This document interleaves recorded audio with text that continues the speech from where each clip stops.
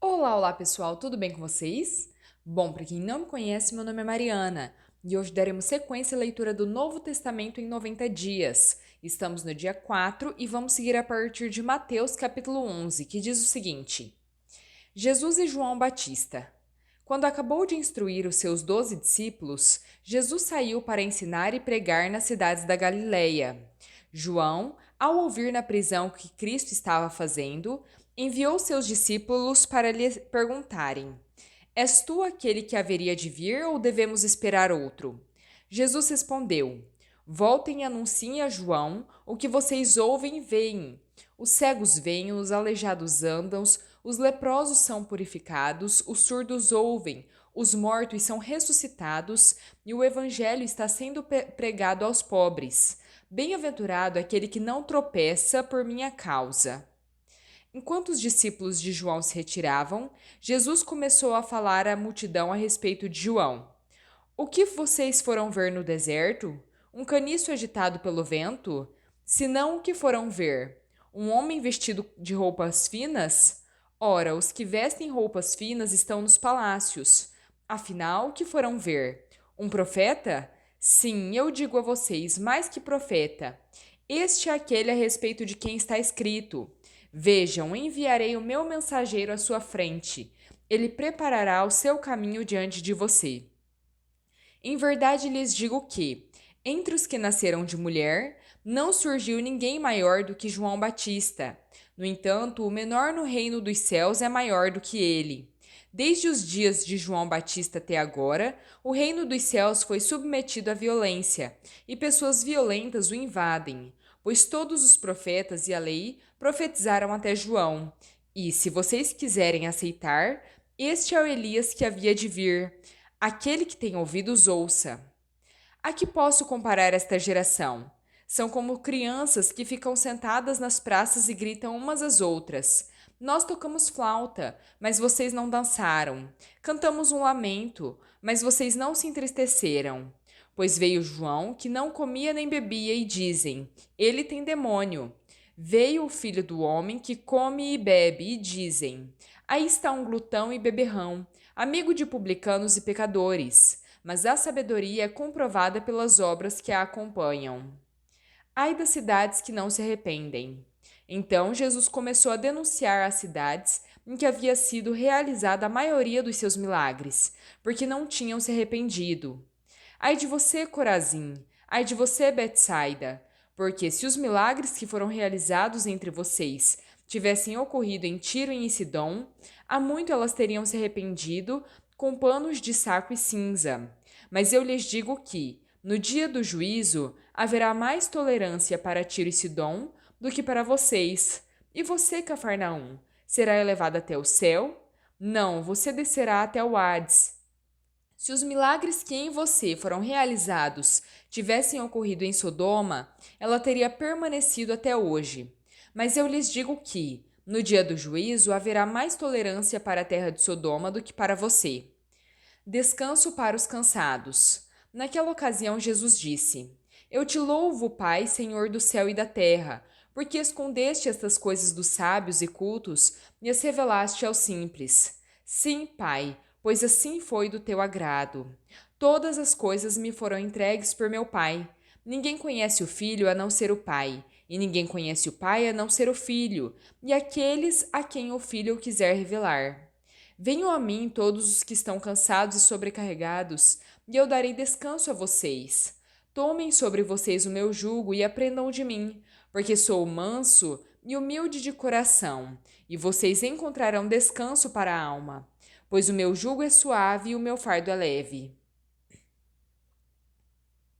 Mateus capítulo 12. O Senhor do Sábado. Naquela ocasião, Jesus passou pelas lavouras de cereal no sábado. Os seus discípulos estavam com fome e começaram a colher espigas para comê-las. Os fariseus, vendo isso, lhe disseram: Veja, os seus discípulos estão fazendo o que não é permitido no sábado. Ele respondeu: Vocês não leram o que fez Davi quando ele e os seus companheiros estavam com fome? Ele entrou na casa de Deus e, com os seus companheiros, comeu os pães da presença, o que não lhes era permitido fazer, mas apenas aos sacerdotes. Ou vocês não leram na lei que, no sábado, os sacerdotes no templo profanam esse dia e, contudo, são considerados inocentes? Eu digo a vocês que aqui está quem é maior do que o templo. Se soubessem o que significa isto, desejo misericórdia, não sacrifícios, não teriam condenado inocentes, pois o Filho do Homem é Senhor do sábado. Depois de sair daquele lugar, dirigiu-se à sinagoga deles. Havia ali um homem com uma das mãos atrofiada. Procurando um motivo para acusar Jesus, eles lhe perguntaram: É permitido curar no sábado? Ele lhes respondeu: Quem de vocês, se tiver uma ovelha e ela cair em um buraco no sábado, não irá pegá-la e tirá-la dali? Quanto mais vale um homem do que uma ovelha, portanto, é permitido fazer o bem no sábado. Então ele disse ao homem: Estenda a mão. Ele a estendeu e ela foi restaurada e ficou boa como a outra. Então os fariseus saíram e começaram a conspirar para matar Jesus. O servo escolhido de Deus. Sabendo disso, Jesus retirou-se daquele lugar. Muitos o seguiram e ele curou todos os doentes que havia entre eles. Ele, porém, lhes advertia severamente de que não dissessem quem ele era. Isso aconteceu para se cumprir o que fora dito por meio do profeta Isaías: Eis o meu servo a quem escolhi, o meu amado em quem tenho prazer. Porei sobre ele o meu espírito, e ele anunciará justiça às nações. Não discutirá nem gritará. Ninguém ouvirá a sua voz nas ruas. Não quebrará o caniço ferido, nem apagará o pavio fumegante, até que faça triunfar a justiça. No seu nome as nações porão a sua esperança. Jesus e Beelzebu. Depois disso, levaram-lhe um endemoniado que era cego e mudo, e Jesus o curou, de modo que ele pôde falar e ver. Todo o povo ficou admirado e disse: Não é este o filho de Davi? Quando, porém, os fariseus ouviram isso, disseram: É somente por Beelzebu, príncipe dos demônios, que ele expulsa demônios. Como Jesus conhecia os pensamentos deles, disse-lhes: Todo reino dividido contra si mesmo será arruinado, e toda cidade ou casa dividida contra si mesma não subsistirá. Se Satanás expulsa Satanás, está dividido contra si mesmo. Como então o seu reino subsistirá? Se eu expulso demônios por Beelzebu, por quem os filhos de vocês os expulsam? Por isso, eles mesmos serão juízes sobre vocês. Mas se é pelo Espírito de Deus que eu expulso demônios, então chegou a vocês o reino de Deus. Ou como alguém pode entrar na casa do homem forte e levar os seus bens, sem antes amarrá-lo? Só então poderá roubar a casa dele. Aquele que não está comigo está contra mim, e aquele que comigo não ajunta espalha. Por esse motivo, eu lhes digo que todo pecado e blasfêmia serão perdoados aos homens, mas a blasfêmia contra o Espírito não será perdoada. Todo aquele que disser uma palavra contra o Filho do Homem será perdoado, mas quem falar contra o Espírito Santo não será perdoado, nem nesta era, nem na que há de vir. Uma árvore boa dá fruto bom, e uma árvore ruim dá fruto ruim, pois uma árvore é reconhecida pelo fruto que dá. Raça de víboras, como podem vocês, que são maus, dizer coisas boas? Pois a boca fala do que está cheio o coração. O homem bom tira coisas boas da bondade que entesoura no coração, mas o homem mau da sua maldade tira coisas más. Mas eu digo que, no dia do juízo, os homens darão conta de toda palavra inútil que tiverem falado, pois por suas palavras vocês serão absolvidos, e por elas serão condenados. O sinal de Jonas.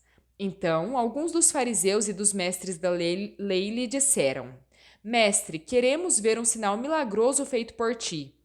Ele respondeu: Uma geração perversa e adúltera pede um sinal milagroso, mas nenhum sinal será dado, exceto o sinal do profeta Jonas. Pois, como Jonas esteve 3 dias e 3 noites no ventre de um grande peixe, assim o Filho do Homem ficará 3 dias e 3 noites no coração da terra.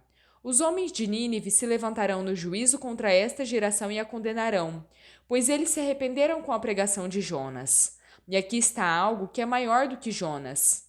A rainha do sul se levantará no juízo contra esta geração e a condenará, pois ela veio dos confins da terra para ouvir a sabedoria de Salomão. E aqui está algo que é maior do que Salomão.